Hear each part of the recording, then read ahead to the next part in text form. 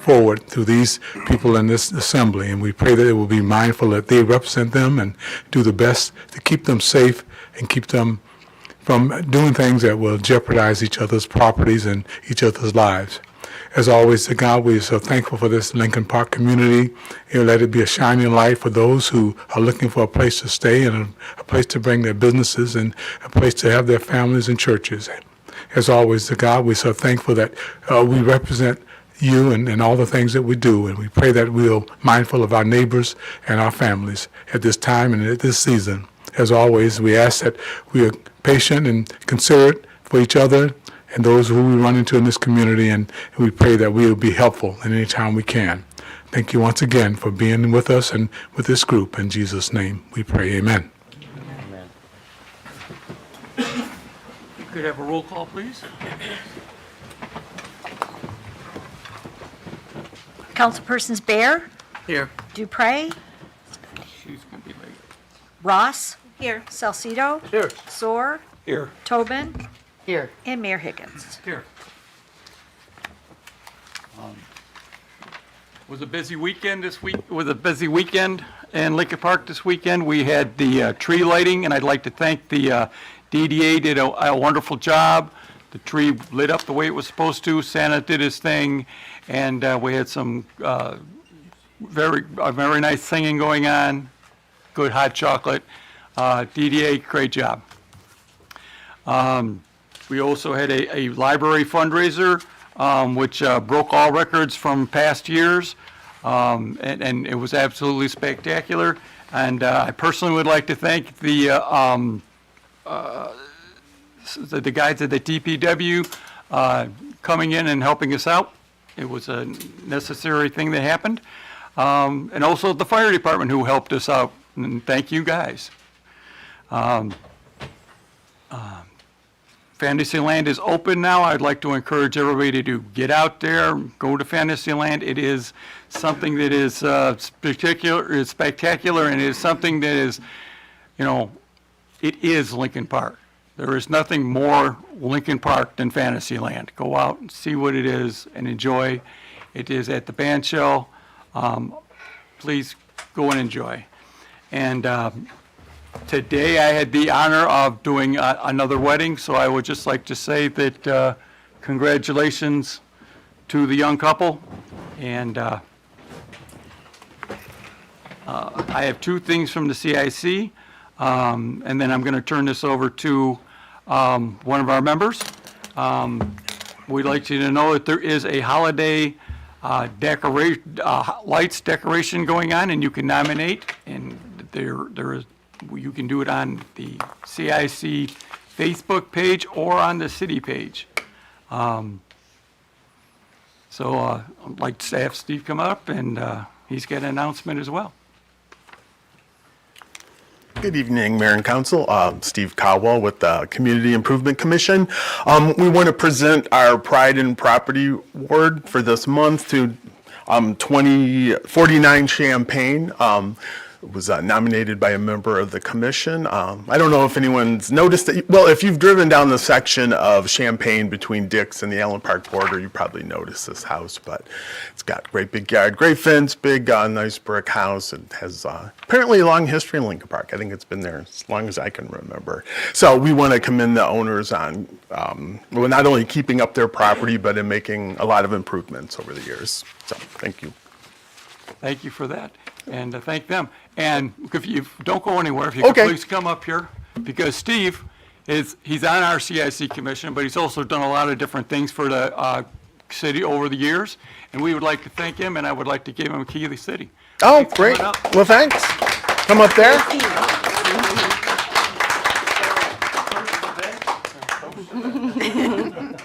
Hey, Steve. Yay, congratulations.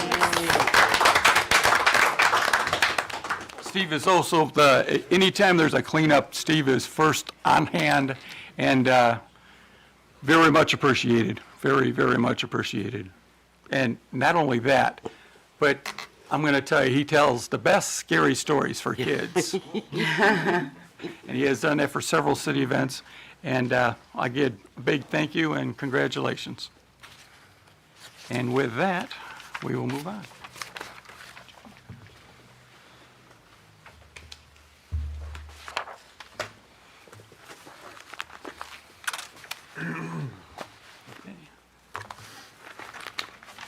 Resolve the following items for the consent agenda be approved as presented to the mayor and council.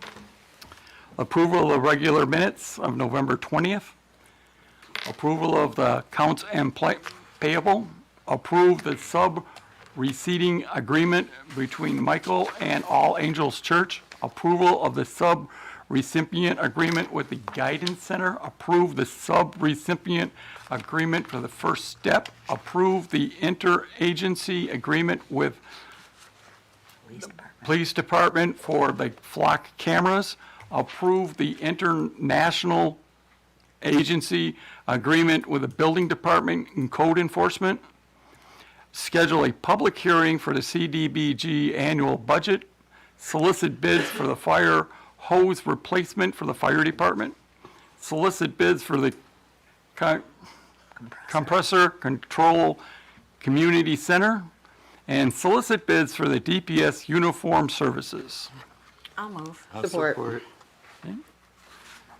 Hearing nothing, we'll call for the vote. Councilpersons Ross? Yes. Dupre? Yes. Bear? Yes. Salcido? Yes. Soar? Yes. Tobin? Yes. And Mayor Higgins. Yes. Okay. Yeah, I'm gonna have the clerk read the next one. So, whereas the Lincoln Park Charter, Chapter 5, Section 5 states that in addition to all other regular meetings in the charter provided, the council shall fix the time and place of each of its regular meetings each December and shall hold at least 2 regular meetings in each month. Now therefore be it resolved that the council does hereby set the 2024 council meeting dates as the second and fourth Monday of each month at 7 p.m., with the exception of May 27th, 2024 Memorial Day and November 11th, 2024 Veterans Day, which shall be moved to the Tuesday, May 28th, 2024 and Tuesday, November 12th, 2024 respectively. I'll move on that. Support. Hearing nothing, we call for the vote. Mayor Higgins? Yes. Councilpersons Ross? Yes. Bear? Yes. Dupre? Yes. Salcido? Yes. Soar? And Tobin. Yes. Yes. Thank you. The next is up from the city manager. Yes, thank you, Mayor. I'm going to try and adjust this without causing too much damage. So at the last meeting, Councilwoman Ross had requested the creation of a committee to look at the city's new business application process. I've drafted a sample resolution for your consideration tonight that will create this task force and give it an actual timeline with which it should be able to complete its work.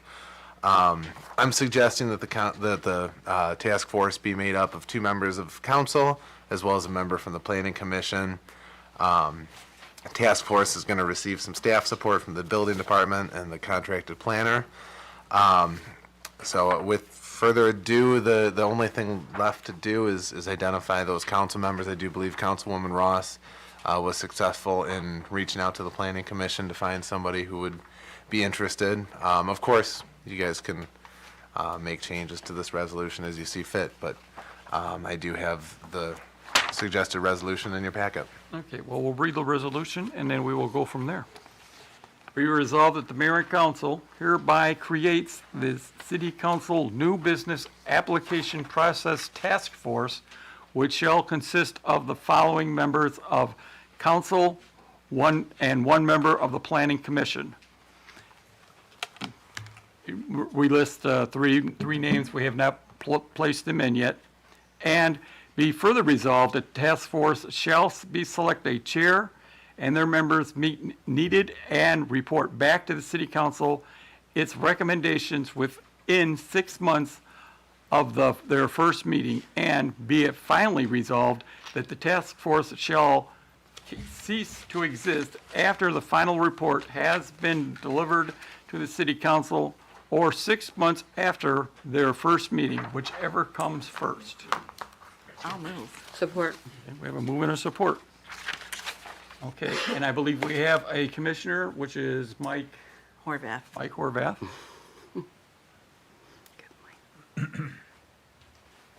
Your Honor, I'd like to nominate Miss Lillian Ross if I could, Okay, that, as a council member, if she's willing. Absolutely. Lillian, you Thank accept? you. I do. okay, it's all right. I'm going to ask if anybody else would like to be interested in. I would, I'd be interested, although I'm on the planning commission as well. Okay, So I don't know if you want to double dip on that. okay. You know what? Because you're on there, maybe it would be wise to have somebody from the outside, because we're trying to get some outside eyes on everything. Great, yeah, that's what I wondered. Okay. So that would, anybody else want interested? Okay, then I believe we have our 2 contestants. Come on down. Okay. So the council members will be Tobin, Ross, and Mike Horvath will be the members. And did we take a vote, or did we? Not yet. Okay, then we're going to take a vote. How about if I call roll? All right. Councilpersons Ross. Yes. Dupre. Yes. Bear. Yes. Salcido. Yes. Zor. Yes. Tobin. Yes. And Mayor Higgins. Yes. Thank you.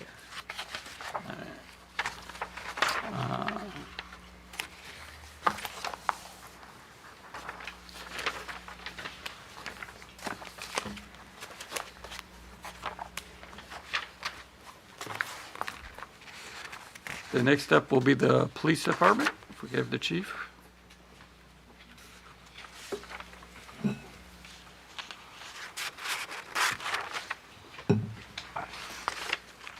Good evening, Mayor and Council. Police Department is requesting to enter into a 5-year contract with Flock Safety at a discounted rate to continue our current service with 24 license plate reader cameras located throughout the city. In 2022, Mayor and Council authorized the purchase of these license plate reading cameras at a price of $2,500 per camera with 1 year's service. 22 of the 24 cameras are located in CDBG areas. This technology of the cameras has proven to be an incredible asset for our police department. On April 1st of 2023, Flock Safety raised their fees to $3,000 per camera per year. As an existing customer, they are offering a promotion right now through the end of the year to lock in our network of 24 cameras at the original cost of $25 per camera for the next 5 years. Payments for this would be made annually over the next 5 years. The budget impact, the continued cost of these 24 cameras in the promotional agreement will be $60,000 annually for the next 5 years. This would be a yearly savings of $12,000 or $60,000 over the course of the 5 years. Funds from this agreement will be requested annually from CBDG and the Police Department's forfeiture account. It's recommended that Mayor and Council adopt this resolution. Support. Oh, we have to read the resolution first. Resolve that the mayor and council authorize that the Lincoln Park Police Department enter a 5-year agreement with Flock Safety for the 24 Flock Safety lens plate reader cameras within the city. Be it further resolved that the funds be requested from CBDG annually and from the police department's forfeiture account 265-320-9344C. So move. Support. My question, that we are very subject, because the CBDG funds are federal funds, so at any time they could disappear. What would your backup plan be? Forfeiture. Again, we will request it annually every year from that. And if they're there, they're there. If they're not, I just want to, it's a big chunk, so I want to make sure that we have a backup plan. yes, Mayor. Any other questions? Hearing none, I'll call for the vote. Councilperson Zor. Yes. Bear. Yes. Dupre. Yes. Ross. Yes. Salcido. Yes. Tobin. Yes. And Mayor Higgins. Yes. Thank you. I don't see the fire chief back there. You want to take this one? But yeah, this would be me anyway. Okay, yeah. it is, So there's actually 2 resolutions that are tied to this subject. But so, as we discussed earlier in the summer, the fire department had brought forth an issue they wanted to have discussions with us on related to Fair Labor Standards Act and work period. Essentially, it's something that came up during the time of the emergency manager, and a process that we put in place to comply with the Fair Labor Standards Act has always been a bone of contention with the union. We came together over multiple conversations, and we were able to come to a settlement that resolved these issues once and for all. It calls on the city to recognize a 28-day work period as allowed of 212 hours, which turns out to be 2,756 hours over the course of the year. So over the course of the year, they will be paid at a rate for 2,756 hours. We had been paying them in two different chunks. There was the original 2,620.8 hours they would get paid, but they also got made up that difference between that and the 2,756 as kind of a separate pay every 2 weeks. So what this effectively is a roll-in of that special pay and then recognizing the hours of work in a more clean manner. I apologize if it sounds confusing. It is not the easiest subject to understand or even explain. However, the immediate effect of this will be a higher hourly rate just because of the roll-in and then the increase of hours. But truly, that will only affect what happens in the case of an overtime situation. Their straight pay is essentially the same as what they've been making annual. But also as part of this, as we had requested in the closed session, we wanted to try and approach them to come to an agreement on a 1-year extension, which we were able to. The immediate $1.50 an hour increase to all firefighters, as well as then the 3% on July 1. So there's three aspects to this. There's the roll-in of the FLSA pay, as we call it, and then the immediate $1.50 an hour increase, and then the 1-year extension on the contract at 3%. Over the cycle of the next 18 months, we're looking at a total increase in salaries of about $175,000. It was just shy of that. So there are two resolutions in your packet, one approving the settlement, release, and waiver agreement with the fire union on the FLSA issue. And then separately, there is also a resolution to approve the wage adjustment and 1-year extension. Be it resolved that the mayor and council hereby approve the settlement, release, and waiver agreement with the International Association of Firefighters, Local 1292. I'll move. Support. Any questions? Then we go for the vote. Councilpersons Ross, Yes. Dupre, Yes. Bear, Yes. Salcido, Yes. Soar, Yes. Tobin, Yes. and Mayor Higgins. Yes. And then be it resolved that the mayor and council hereby approve the wage adjustment and 1-year extension with the International Association of Firefighters, Local 1292. I'll move. Support. Hear nothing, I call for the vote. Councilpersons Ross, Yes. Dupre, Yes. Bear, Yes. Salcido, Yes. Soar, Yes. Tobin, Yes. and Mayor Higgins. Yes. And with that, I am going to call up our Parks and Rec, no, I'm sorry, our Department of Public Service.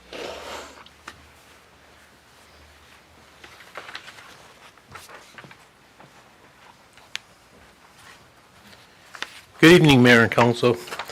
The first item I have before you tonight is presently Great Lakes Contracting has offered to extend their present unit rates. If you recall, they were the low red in 2022. Basically, what they're doing is Great Lakes Contracting is offering to extend their low red 2022 contract unit rates for the 2024 next summer utility rate program. They have completed several projects for the city of Lincoln Park, including the 2022 utility repair where they were the low red contractor, and they're offering to extend that to next year. My recommendation is to do that. And what I've included is a resolution be revised that the mayor and city council approve Great Lakes Contracting contract extension required or requested for the 2024 utility repair program at the current unit rates. I'll support that. I'll second it. I have a question. Okay. So this year, in 2023, we're still using their low red 2022 rates. Yes, ma'am. And their 2021 concrete sectioning program rates are the same that we're using this year? No, that's actually an error that was, I thought, taken out, and it wasn't until I got here tonight, that the 2021 concrete sectioning is a different program. What they're offering to do is only extend their utility repair concrete prices, because presently they are not the low red on the sectioning program. Okay. So disregard that portion.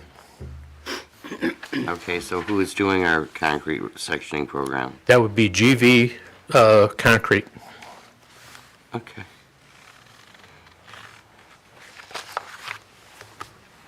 Any further questions?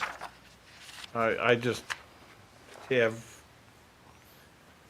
reservations when it comes to always just approving everything. I think some of it should be bid, and we should have a low bidder. Just viewing my No. opinion. I generally agree with you, but in our current environment, I think at this point, with this particular one, I think I'm gonna have to say that, to stay with where we have, because it's gonna go up if we go out for bid. Mr. Hennessy's out here and he's shaking his head, Yes, I would anticipate at least a 10%. yeah. And we would be jeopardizing a 10% increase, and I think that's, worth sticking with them. And they've done a good job for us, so. But we haven't gone out for bid, so you don't know. We don't know for sure, but it's always a wonder, so. But maybe to add to that, they were red low previously. And the environment in the industry that we're in, unit rates, I should say, materials have gone up, fuel rates have gone up. So I would suspect, as Mr. Hollingsworth already pointed out, I believe that the unit rates will be going up. Otherwise, I wouldn't have brought this to you. I'm hoping not. But we know, if you approve this resolution, we know what the prices are going to be.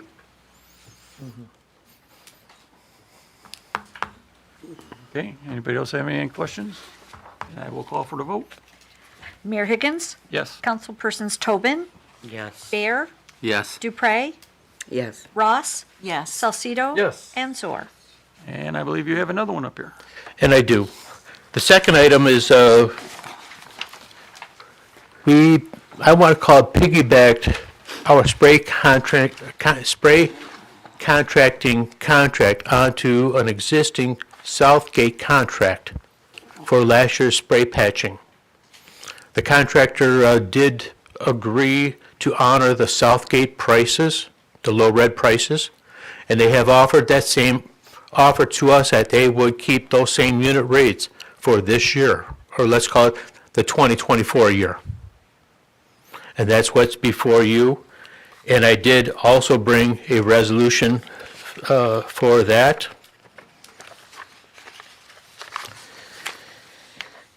'24 spray patching renewal.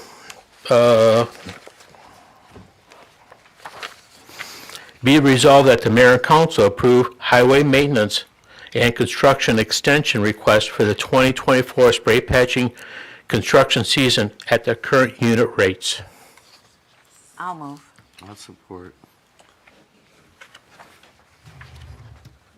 I'm going to ask if we're following Southgate's contract. Yes, sir. And that has been made into, through the Hennessy Engineering, has been made into a Lincoln Park contract. Okay. That's that was my question. Through the chair. So the rates, the 380 a ton, I know that last year there was a lot of discussion on this and we looked into it. Do you have any idea what the rates per tonnage this year are gonna be? Say 380, This, if you approve. across the board, are they going up elsewhere?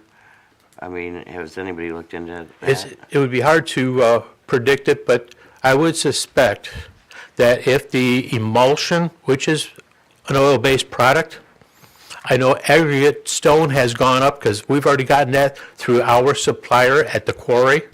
So I would suspect the answer is yes.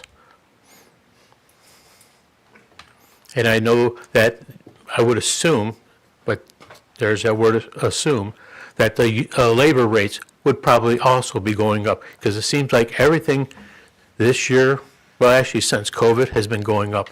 Right. And everybody seemed happy with the work they did last year. They did- That's the impression that I got. Yeah, they did the Goddard Road repair and was it Richmond? They did Richmond, I want to call it east of Dix, because Richmond, west of Dix, was removed and replaced this past summer. Right. Okay, thank you. Also Emmons, correct? Yeah. Yes, they have also done Goddard from 4th Street to basically the Allen Park, Lincoln Park line. And I have to say that it has been a big, it's nice to have another tool in our chest that we were able to work with on our roads. Anybody else have any questions? With that, I will call for the vote. Councilpersons Ross? Yes. Tobin? Yes. Bear? Yes. Dupre? Yes. Salcido? Yes. Zohr? Yes. And Mayor Higgins. Yes. Thank you, Mayor and Council. I will be back up here shortly. No, don't go anywhere. I got a question before you leave. We were both over on Stewart today, and I know you were looking at some of the street, and a couple neighbors called me after we talked. So, what's our plan? All right, let me kind of back up for a second. What I was called out to was to look at a specific driveway. And it's been brought to this body, and I believe Mr. Hollingsworth will probably also be saying something to this effect when he's up here. But the restoration, let's call it the lawn restoration, will not be done until next spring. But one of the issues out on the street that I had looked at was when the concrete, or after the concrete had been replaced, the concrete company removed their forms, and they have not yet backfilled the forms. Well, they were instructed to backfill the forms because if you get a 3, 4, 5, 6-inch snowfall and you step off of the edge of that approach, we can't have you falling into a 4-inch, 6-inch depression. You'll break an ankle. But those will have to be filled in, and the contractor's going to do that. And again, the lawn restoration will be redone or completed in the springtime. Did we talk to the contractor? Do we have a timeline? No, they're diligently, and I did talk to the on-site inspector, and he said that before they pack it up, they will backfill those form lines, because we've got sidewalks and also approaches. Thank you. Through the chair, if I may. That wasn't just the one driveway approach. It No. was the whole project. Yes, Okay. because if that example of the snowfall exists on one block, it's going to exist on the others. Okay. And if you drive up that block, it is quite a few homes. Thank you. Thank you. And with that, we will move into the city manager's report. Yes, thank you, Mayor. Just a couple of items for tonight, kind of short, so we can get to the big items with construction updates from Hennessy Engineers over there. But first, I'd like to recognize an anniversary. Only one for this month that's hitting on those milestones. We got a couple that are, plus or minus a year, but in the fire department, Justin O'Green is hitting his 1 year as a firefighter, so congratulations to him. Congratulations. There are a number that are getting close to the 15, 25. There's a couple in the fire department that's about a year away from 25, which is crazy. But just another, Mayor mentioned it, but Fantasyland is going strong. Yard waste ended last week. Last week was the last week for pickup. So just a reminder there, they'll start back up in the spring. DPS, I'm sure John will mention it, but they're still out sweeping, trying to get the remnants of the leaves that are out there. And then the last thing I want to point out, now that it's December, it is the next 6-month rotation for the Personnel Advisory Committee. I want to thank Councilwoman Ross and Tobin for their last 6 months helping out on that. The next 6 months, it'll be Councilman Zor and Councilman Bear. So I will probably be getting you guys together in a short basis here for a couple items as we turn over the calendar. But with that was all I had for everybody tonight, so we could get going to the big guns over there. But I'm happy to answer any questions you may have. Good Chair, excuse me. James, could we get an updated C of O report? Updated C of O report. Yeah, we're, I think, 6 months out from when we had it last, I think, aren't we? And that was what we were trying to aim for, so I will. Thank you. To the chair. Yes. James, where are we on finishing all of our contract negotiations? I don't know if I can bring it up now or not, but Well, I mean, at this point, so with fire, fire is now set to expire a year from July.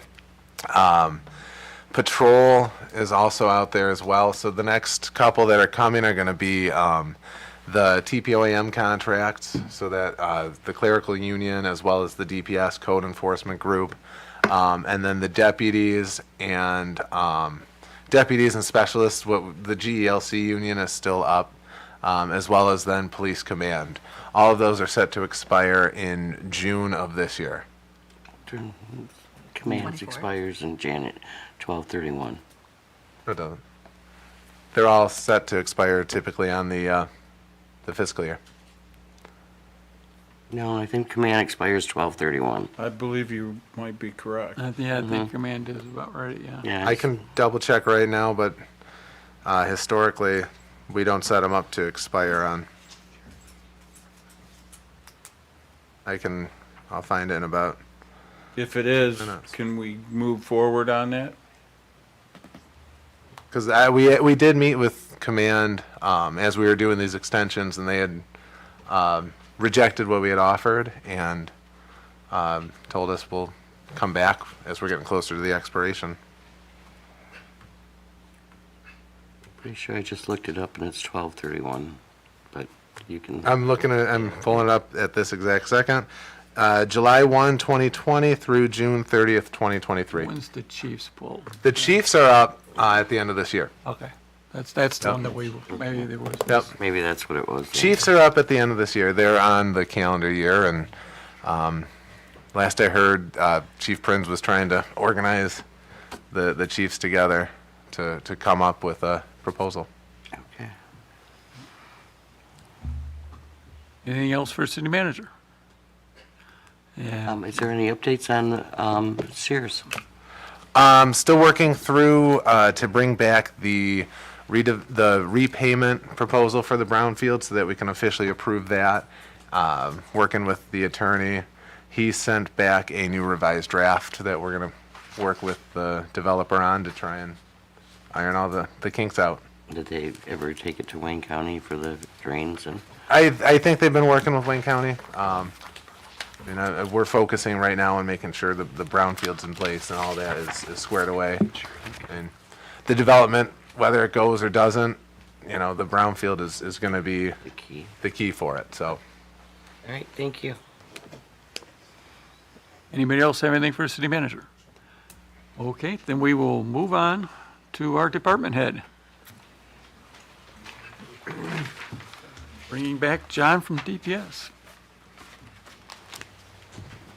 You ran your two meetings pretty close, back to back, so you get enough to pass this out.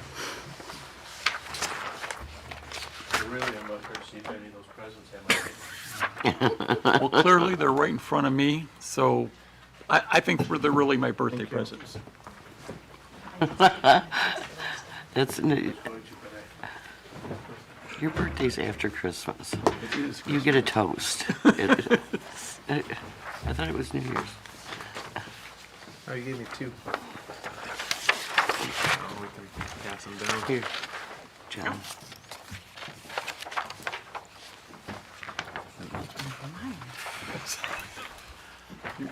Give it to Astra. But as you can see in the top, I'm John Kazoo, DPS Director. And last time I was up here, it was end of June. So this report is from July 1 through November 30th. For the roadways, the street sweeping, we've got approximately 230 miles of city roadway. We've been down each one of those 10 times the last 6 months, plus the 2 passes. So we've swept 4,600 lane miles. We have so far, and we are still out sweeping, as the city manager has said earlier. We're still out street sweeping, and we'll be out there street sweeping till a couple of items, either we pick up all the leaves or they start to freeze to the roadway and our sweepers will no longer pick them up. And it sounds like we may have a little bit of light snow tomorrow. Anyways, we've hauled out 355 tons of leaves. Coal patch, we've gone out for 75 work orders, and the spray patching, they've put out approximately 243 tons, and we have a spray patch in a conglomerate of 9 streets, which have multiple blocks on some of those streets, such as Goddard. We repaired 20 signs, replaced 30 street signs. Water department, water main breaks have lessened. We've got 58 that we've done in this time period of July 1 through November 30th. And right now, we've got 123 water main breaks this year in 2023. Last year, we had exactly 230. So, as you can see, they've greatly gotten better. I want to say part of it's a water main replacement. Also, we've been working with Great Lakes Water Authority to help reduce some of those, I want to call them pressure spikes that you've heard me talk about before. That's helped out, and shortly the water or the pressure reduction valves will be going out for bid. We flushed 134 hydrants, sewers. We've had approximately 35 call-outs on backed-up basements. We've jetted 114 sewer lines. We've repaired 8 pumps so far this year, in some of the pump stations, I mean. Motor pool, Freza, who's a paid contractor, had done $79,000 worth of a repair in the last 6 months for us. We've got our singular DPS mechanic back on the workforce. He came back 10/10 of 23. Presently, our current staffing, we're up to 24 employees, which is the best we've had in ever since COVID. We've got one vacancy, and that one vacancy came about with 3 days' notice. We've got 3 part-timers working. Some of our significant challenges that I see are emergency call-outs, and so far this year we've had 76 of those. Allen Park events, set up and clean up, weekly concerts, Art in the Park, Lincoln Park Days, stuff like that. Storms, trees and branches down due to the 7/26/23 and 8/24/23 storms. We're over 200 reported. And you really don't get that feeling when you're driving the streets. I mean, everybody saw a lot of trees down, but as it passes, more and more are called in.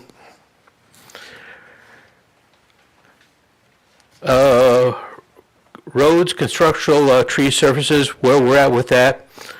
In the majors, we had $85,000 budgeted.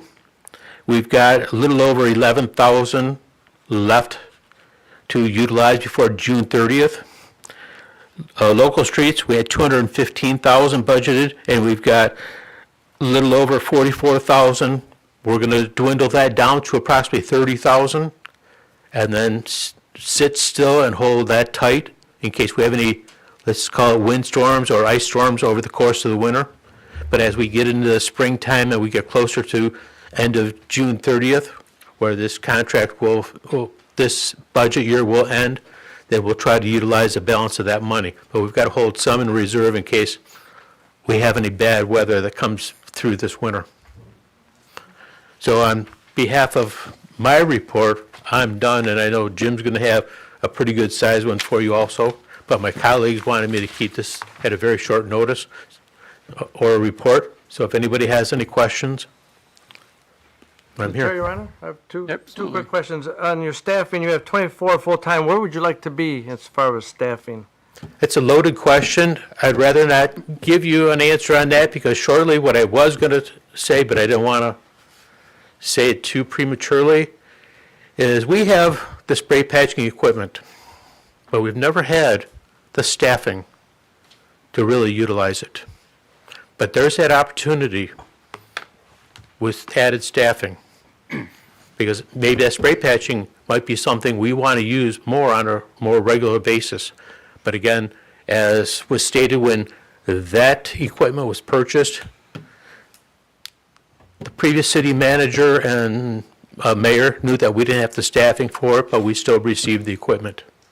So that's why we basically had to contract it out. That's fine. This past summer.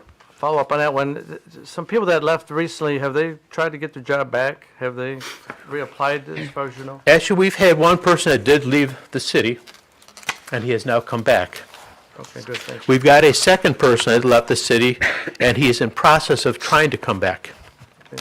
All right, perfect. Last follow-up, lead pipe replacements, how's that going in the residents? I know there's a program in place. I think it's going pretty good. We really haven't had any issues as far as homeowners having issues with it, and we've even gone out where we've maybe had lead leakers, and we've contracted those out. And I've got 3 more on our board to try to get done again. But what I would like to also tell you, and I don't know if Jim is going to include this in his report, but the EPA, which is the federal organization, they changed the lead replacement years. Meaning, right now, under the Eagle ordinance or statute, the communities they have to replace 5% per year over the course of the next 20 years. EPA has said that all of the lead services have to be replaced in 10 years. So that has not yet made it into law. But I venture to say it probably will be shortly, because I know I read an article today that AWWA, American Water Works Association, has supported that. So those of us that that have a decent amount of lead, it's going to make the finance that much more critical. Thank you, John. That's all I have. On that subject, I believe they're discussing it now on a federal level, so it's going to get even hairier situation. Exactly. I did have a quick question, and then I'll turn it over to Councilman Ross. I've had several requests and people asking the road lanes at Ferris and Southfield. They were never replaced when the road was done. You mean, I think you're talking about the striping? Yes. I could never get the contractor that bought out the contractor that we were dealing with. I reached out to them 3 times to see if they would honor that previous contractor's unit rates and get the work done before this winter, and they never got back with me. I tried a 3rd one, not quite of the same size, and I did not get a return call. So the only thing I can think of right now is put temporary out there. It is a safety issue. Just at the where it meets up with Southville Road.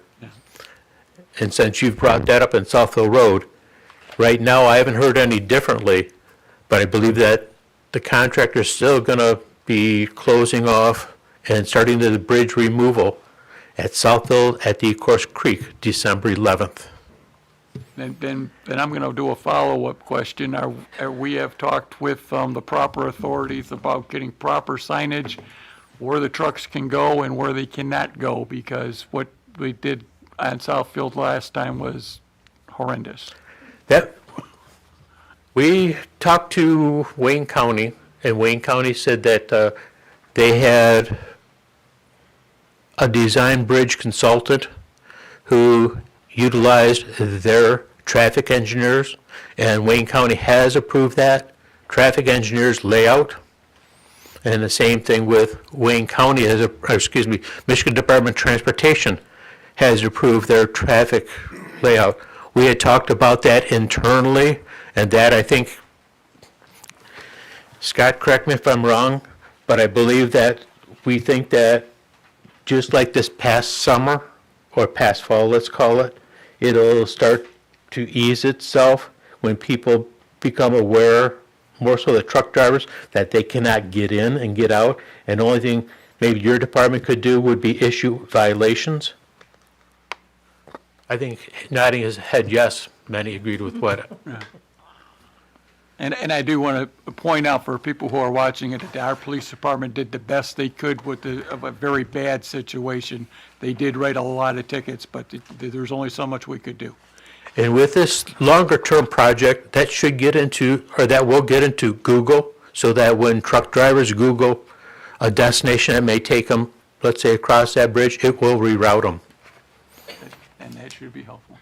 I believe Councilman Ross was next. Thank you. Just to piggyback on your questions on the striping, is that not Wayne County's responsibility? No, Ferris belongs to Lincoln Park. So we're doing Ferris, not Southfield? Correct. Okay. Because Southfield has been striped out, and it was that same contractor that I tried to get to do our roadways while they were in town. Okay. And then, being that the yard waste has ended for the year, did GFL pick up when they were supposed to, the yard waste? We didn't hear any complaints about missing Oh, pickups? we had complaints about missed garbage, missed composting, missed recycling, pretty much all year long. And James, please correct me if I misspeak. Yeah, but to end the year. I haven't heard that they did not. Yeah, I believe the yard waste wasn't much of an issue towards the end of the year. Garbage, definitely. The last couple weeks, they've had some truck issues, which has delayed. We were able to get some notification out on one of the days that we knew, but I guess the issue continued and they didn't inform us. But I think they're back to, they've actually doubled the trucks for the next week to try and make sure they're Completely missed my neighborhood. Me too. Wow. Didn't come up the next day? 2 days. Oh my gosh. Okay, and then one last question. Could we please have an updated pothole list? Just send that to us. Thank you. Yes. Thank you.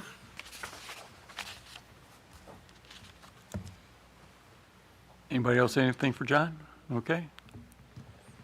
Next. That's right. I said I would keep it under 2 hours tonight, so I'll try to do it that way, so. Just to start out with, I know there was questions about the contract extensions. I think they're a good thing, I really do. I do understand the concern about going out for bids and maybe getting lower prices, but I know in the past, we haven't seen that happening. I think when we've gone out for bids, we've seen increases in other communities. I know Southgate's been doing that, extending contracts as well as Melvindale, just to kind of give you some information on that. And what the contractor's saying that is, it helps them, they know what projects they'll have for the next year. They don't have to spend a lot of time trying to work up all these prices for bids because they have quite a few of them every year. And if they know they don't have to spend the time working on trying to figure out what their bids are going to be and all that, getting a hold of subcontractors, all that stuff. It seems to save a lot of money for them. Moving on, as you all know, we entered into that administrative consent order for the sanitary sewers. The first requirement was the bulkheads for the sanitary sewer, and that report was due December 1st. And we did get that done. We submitted a day early. We ended up inspecting about 105 manholes. There was 121 bulkheads that were inspected. Of the 121, there was 95 that were leaking at different various levels. We did have those replaced. The good thing on that is those weren't due to be replaced and or repaired until June of next year, but we jumped ahead on that. Just what our goal is, as you know, we're getting grant money for water and sewer through the SRF or the ARPA funds through Eagle, and we're trying to stay real proactive with keeping the city moving forward with infrastructure improvements in the hopes that Eagle will continue to look at that and say, we'll continue to fund that because they are being proactive. Moving on, the Riopelle sewer rehabilitation. This summer we did have some of the sewer replaced, about 150 feet of that, both storm and sanitary. That was done by RJ&J. Inliner is scheduled to come in actually this week to start lining the sewers. So that'll be another project off of our plate, we hope, and we'll keep moving forward with that. This year we had the CW SRF, which is Clean Water SRF, for the sewer cleaning and televising. We did approximately 110,000 feet of sewer cleaning and televising this year. Inliner was awarded the sewer lining project. They've done about 10,000 feet to date of sewer lining. We're still working on the retention basin repairs. We've done pretty much all of cell 1 is done. Most of cell 3, we've done the floors, those were done. The outside walls are done, so we do have to install the backflow preventers in those, as well as the cell 2, we just have to do the concrete repairs on that. We'll probably come forward and maybe look to extend the contract on that one, not extend it, but increase it to complete the work. As you know, when we get the rains, the retention basin fills up with water, then we have to clean it. Steve Swerve from our office is working on trying to repair all the flushing system to kind of keep our costs down, but every time the basin fills, then we got to re-clean it, which is an additional cost. So what we're doing is working with the contractor to try to get it cleaned and then get all the work done before we have another rain event that will cause the basin to fill again. This year on the CDBG concrete program, we did do White on Ferris from White to Southfield. Also under the Wayne County FAC program, we did London from Dix to I-75. That was Cadillac Asphalt. And the CDBG project was done by GV Cement. We're currently working and are trying to complete the water main project. You may recall the water main project was slated to be a two-year program. The contractor we do have did do it all in a one-year program. So we've gotten the water main done a lot faster than we anticipated. I know there is still some restoration issues, but we will get with the contractor, make sure that gets addressed. But by them doing the two-year program, we actually accelerated it. And we estimate that there's probably about 60 water main breaks a year that doing these water main programs will eliminate. And I think John kind of pointed that out in his report, that he's seen substantial lower amounts of water main breaks. So we're going to continue to do that. This year's program, we did Gregory from Dix to 4th Street. We did Stewart from Dix to 4th Street, Pagel from Dix to 4th Street, Merrill from Dix to Lafayette, and St. John's. that section of St. John's, I believe, from 4th Street to Ferris.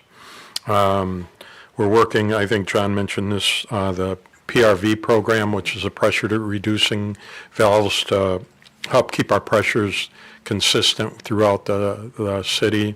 So we're working on that. Steve Swerf is actually in the process of finalizing that design. This year we had the 2023 asphalt resurfacing program. Hutch Paving did that project. The good thing with them, again, by extending the contracts, Lincoln Park was the first. They came into Lincoln Park first, did all of Lincoln Park's roads before they did any of the other programs. So we were able to get a lot of those done early. So they did Washington from Southfield to Monty, Cleophas. They did the area right outside here by City Hall.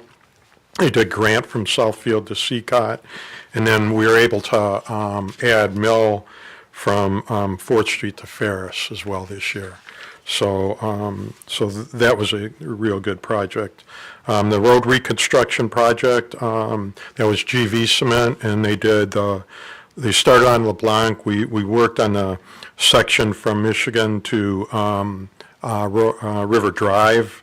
We did a lot of sectioning in that at the start of it. Then the contractor moved on, as you probably know, to Richmond to get that completed. So we knew that was a real high priority for the city, so we asked them to move over to that project and get that completed, so it was done this year. So we may be working with GV to finish up part of the LeBlanc from the 4th Street to Ferris area, and then Ferris to Michigan. There's going to be some sectioning work in that area that's still left that we won't be able to complete this year.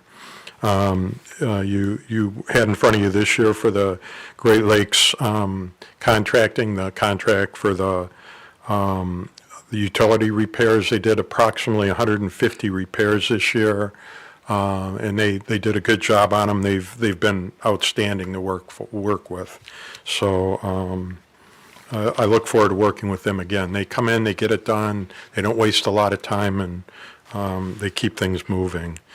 Great Lakes also worked on the fitness court project, so they got the parking done in that. They put in the slab for the fitness court.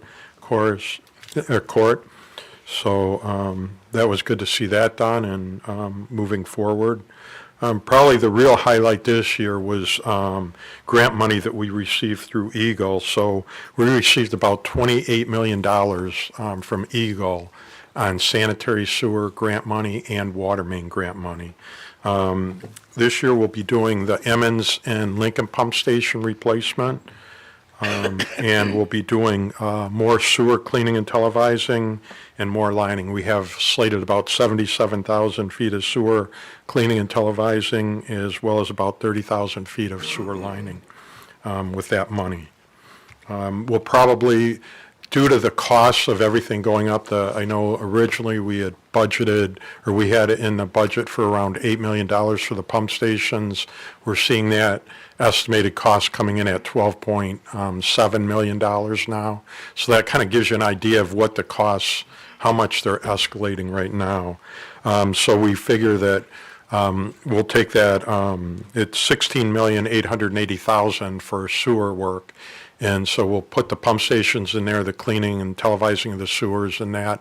And I know we did have some ARPA money that we had budgeted for the pump station. It was $8 million originally. So the good news on that is with the Eagle grant, we were able to put the pump stations into the Eagle grant. So the money that's left over from that, we were going to approach the city manager and finance director to see about having some of the funds diverted into the sewer cleaning and televising. Again, that will help us stay ahead on the infrastructure, reduce the emergency call-outs for water and sewer.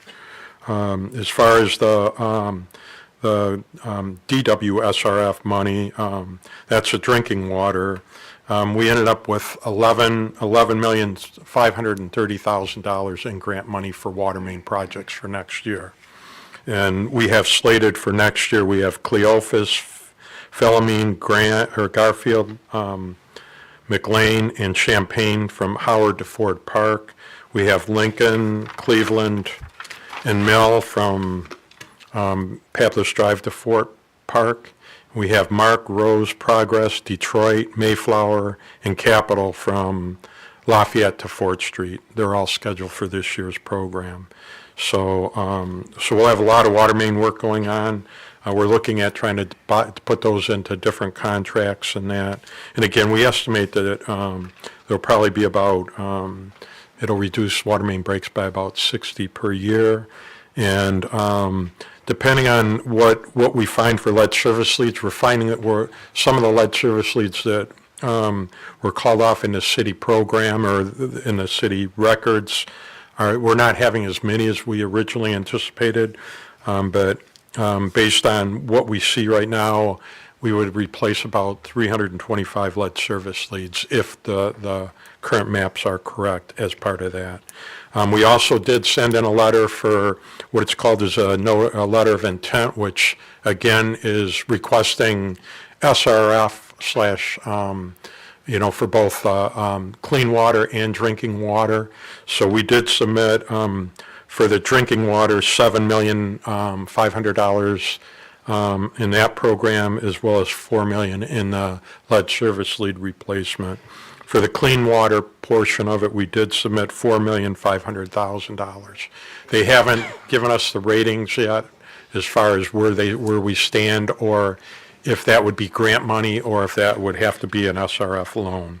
The last thing I really have is we have the Emmons Bridge. That'll be replaced. We did get approval.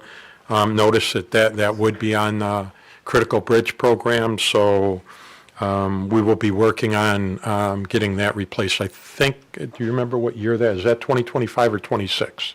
26, but if we can get early design, possibly 25. Yeah, so we're working on that and hope to get that done early and get that replaced as soon as possible. Does anyone have any questions? To the chair. I thought that the Emmons Bridge was gonna be scheduled for next year. No, they how it does is I think it was scheduled to be approved for next year as far, and then what they do is once it's approved, it's put on a timeline for when it'll be replaced. So, yeah, it'll be a 2025 or 26 replacement. Through the chair. So at Youth Center Park, they still have a lot of the lines there, and they've got a big cement, I don't know what you call that thing. And they're done now. Are they going to be removing that? Yes, we'll be getting with them to start removing all the stuff that, from the project. Okay, and since it was supposed to be a 2-year project and they went down to 1 year, Yep. is that going to save us any money? No, it actually, it worked out it just worked out. They already priced the projects per that, so we gave them a 2-year program, and yeah, so it wasn't set up to be like a reduction. But like I said, I think we'll have $5 million worth of water main grant money that we'll start working on new water mains on as well this year. And it's got the 2-year warranty. Yeah, and that won't take effect until the final payment, so that's going to be, they still have restoration to do, the restoration. Yeah, it won't start till everything is finished. That's Then correct. the warranty will start after that. That's correct. Fabulous. Okay, thank you. Yeah, so that'll probably be in the spring of next year. Through the chair. Yes. Mr. Hollingsworth, I am really excited to hear about the pressure relief valves. Yeah. Because we've been talking about that since back in the subcommittee meetings. So how many pressure valves are we going to get, or are we looking to get? There would be 2. One at the Fort and Outer Drive area. The other one would be in the Outer Drive median. That's the 2 main feeds for the city, and the 2 that we would have the most problems with. One, I believe the way we have it set up right now, and we got approval from Great Lakes Water Authority, the one in the Fort Street medium at Outer Drive, we should be able to put that right in the Great Lakes Water Chamber, But the other one, we'll have to put a separate chamber in there for that. There's not enough room to put the valve in, but we've already submitted the plan to Wayne County for approval for putting in the vault. Thank you so much. I can't wait. Yes. Anyone else? Thank you very much. Okay, with that, we'll go with the citizens. Anybody want to speak with the council?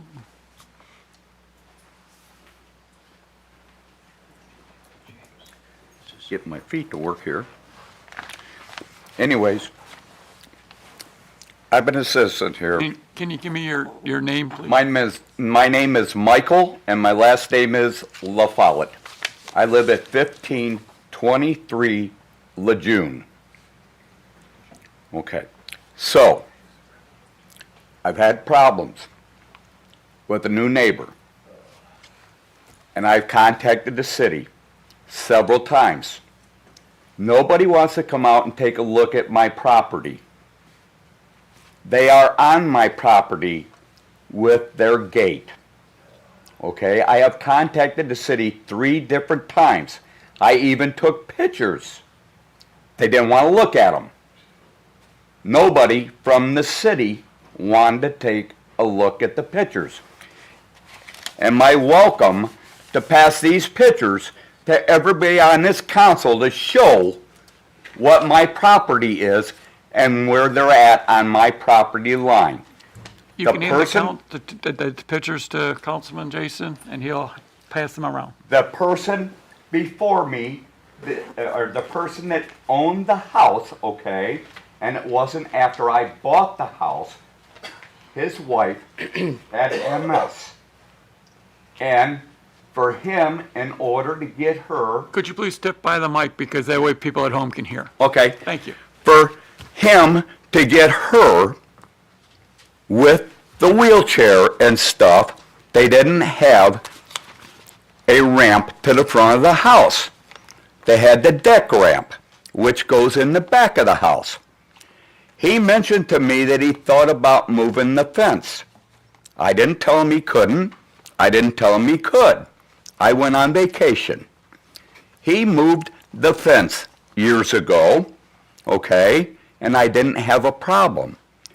But the new neighbor, who I had problems with, and several other people that comes to her house that plays the radio, this and that, at 1:26 in the morning. It's been reported to the police department.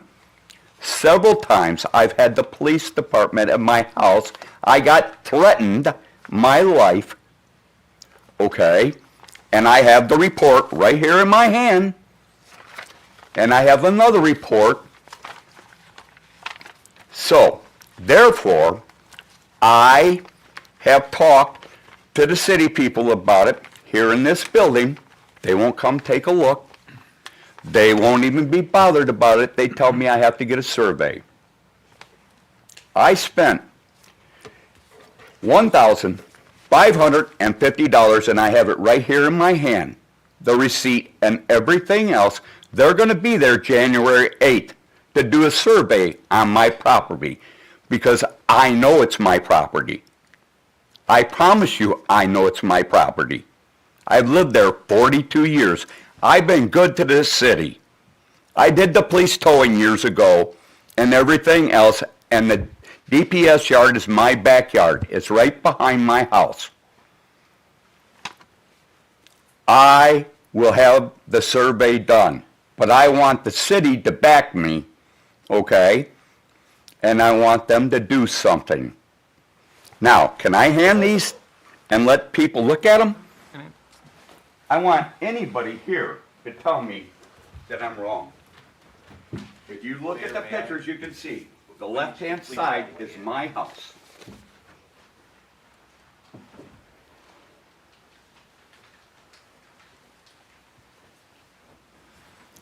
They would not let me mow the lawn. They locked the gate up and everything else. They put a lock on there so that I couldn't get in. They took trash cans and put them up against the fence and everything else, so I could not get in. Well, guess what? I cut the lock off. I called police department. I had them come out. I told them I cut the lock off. I wanted them to mow that lawn. The lawn was 8 inches tall. I have pictures of it. I'm not dumb. I'm not stupid. I've been a good person here in Lincoln Park.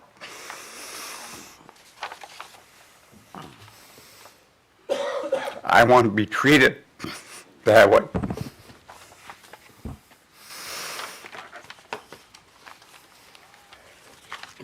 Nobody from the city would come and even take a look.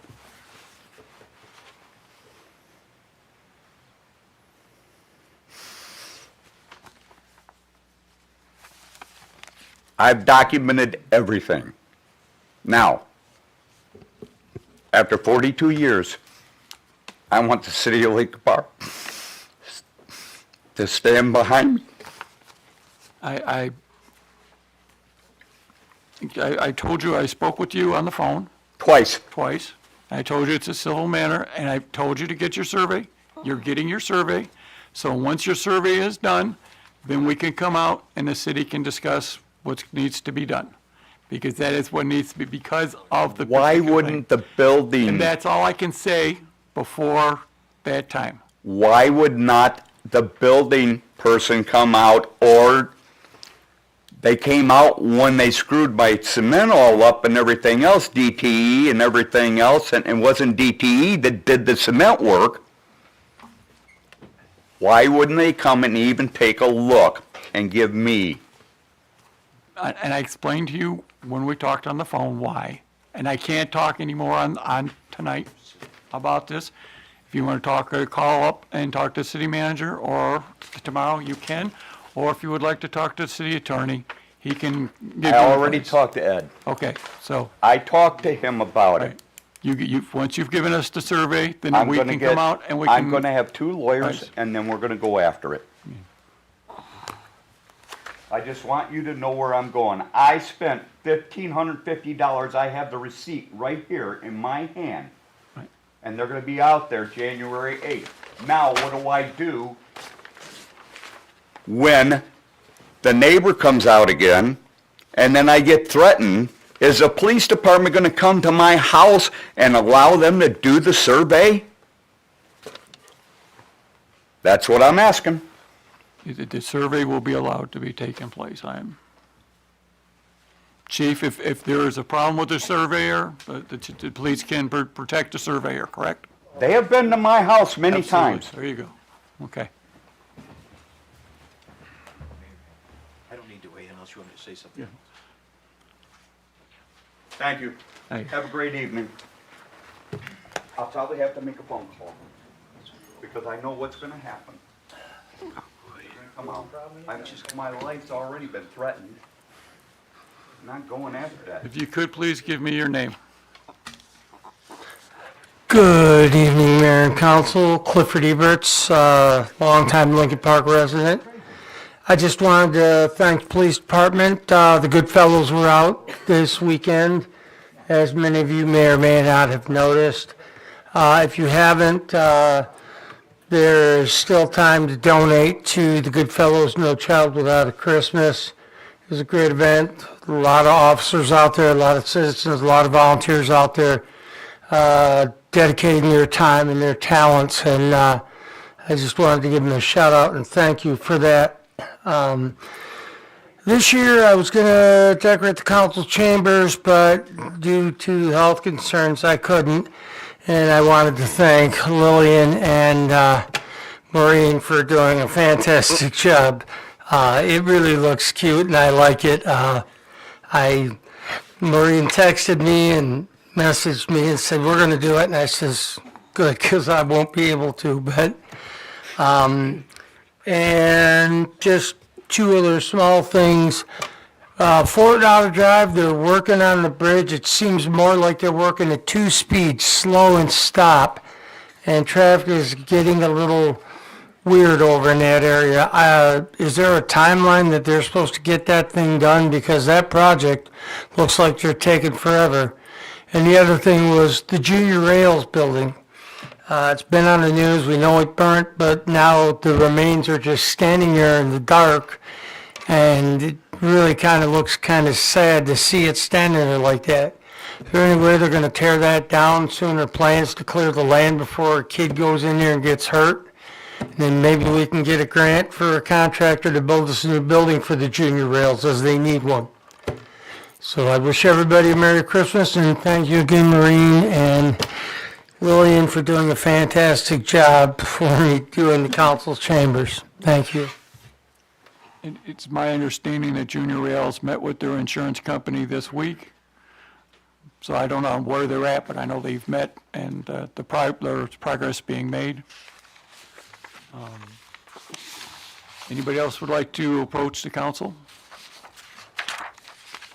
And with that, we will move on to, well, I did have one thing that I forgot to say earlier today.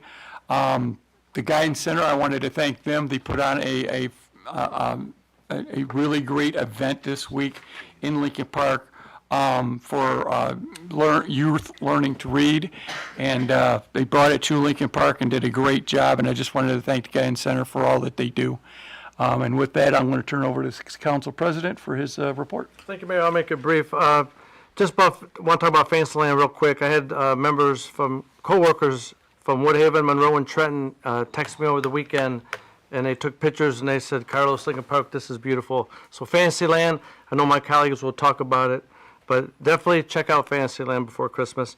Other than that, it's been a long time to watch the Lions win some games. So with Michigan and the Lions, I'm very excited, and hopefully we'll have a good outcome. But that's all I have, Your Honor. Thank you. Tracy, you're up. First of all, I'd like to apologize for being late tonight and my previous absences. I was having some health issues that I'm taking care of, so this hopefully won't be a problem again. And thank you for all that made the tree lighting a success. There's some pictures on Facebook that are really nice, if anybody wants to look at those on the residents page. And please plan on attending some of the fun events that are still planned for the city, including Fantasyland. And we appreciate all of you and enjoy doing these events for you. And with that, I'll say good night and God bless. I'm going to talk about Fantasyland too. The grand opening was fabulous. The police and the fire department with their big truck bringing in Santa and Mrs. Claus was fabulous. The Lincoln Park High School band was wonderful. It was just a really fun time. I enjoyed it immensely.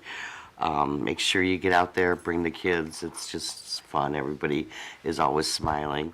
The tree lighting was great. I was very happy to see the guys from Elsie Binks out there singing Christmas carols. It was a very nice surprise.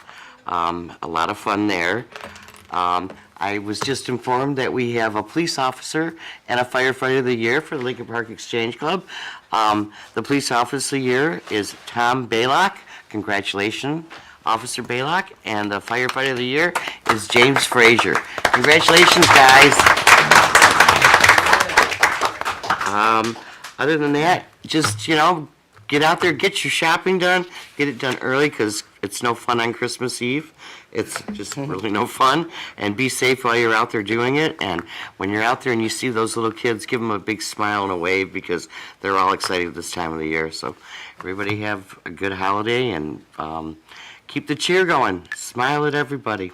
That's all I got. Thank you. Lillian, you're up. Thank you, Your Honor. Since we're all mentioning Fantasyland, can I just say Fantasyland is open Wednesday, Thursday, and Friday from 4 to 8, Saturday and Sunday from 2 to 8, and then on Christmas Eve from 10 a.m. to 2 p.m.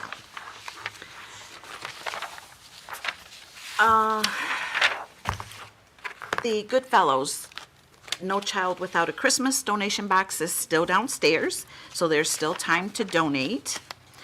And I don't know if anyone here caught the news on Friday.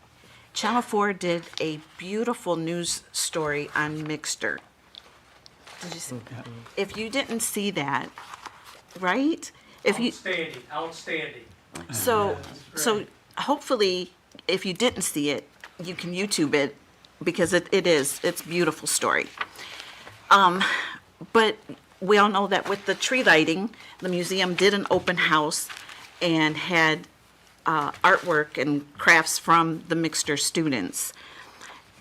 That was, or they are phenomenal.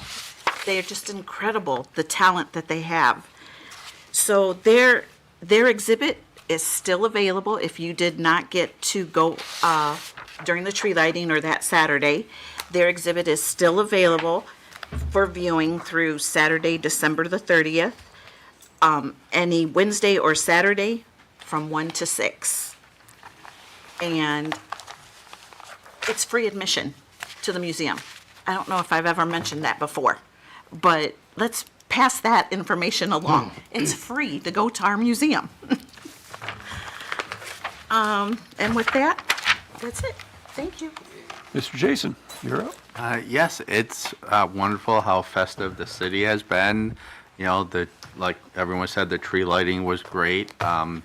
For me, going to the Historic Museum that night, I got to see a working printing press from back in the day for the first time in rooms downstairs that I had never walked into before at the Historical Museum. So that was pretty neat, as they had two people going through the motions like they would have done probably almost 100 years ago. And as the mayor touched on his remarks this past Sunday, we did do our library fundraiser, our craft show. That was put on by the Hand of the City group that we both belong to, along with Councilwoman Tracy and some hardy Community Improvement Commission members, and Jason Nichols, his brother Josh, and Todd Geffos, and some of our other regular volunteers that we have. Forget Jimmy Cargill. Yeah, Jimmy Cargill, our professional photographer. We even had one of our OG volunteers, Jerry, come in at the end. He was a great help to put away all those tables. We had over 30 tables, 30 vendors. We had Santa, the Grinch. We had a lot of kids coming through the library that day. I always appreciate the library letting us take over for a day. When they are normally closed, we raised almost $800 for the library, so that was a really great way to end the weekend. And I just wish everyone a very Merry Christmas and a Happy Holiday season, and get your shopping done sooner than later. Thank you. And Good night. shop local. Go ahead, Aaron. First, I'd like to send my condolences to the Steele and the Martin families. I also want to send a shout out to the Mixter School for the students, and their painting and their artwork was wonderful. Goodfellows is looking for assistance with the No Child Without a Christmas. Donation drop boxes are at the police department and at City Hall. Again, I want to say something about Fantasyland. Visit Fantasyland. It's a great holiday experience for all, and a wonderful tradition to start if you have never been there. The admission's only $2. Again, another shout out is to DDA for the Christmas tree lighting and everything that was done, and for everybody that assisted with the tree lighting ceremony. Was great job. Thank you very much. And last but not least, I want to say a shout out to Maureen and Lillian for the decorations here. Thank you very much. Did a great job. Very cute. And with that, I'm done. Okay, with that, I will call for an adjournment. So moved. Support. Councilperson Salcido? Yes. Dupre? Yes. Bear? Yes. Ross? Yes. Sword? Yes. Tobin? Yes. And Mayor Higginson. Yes.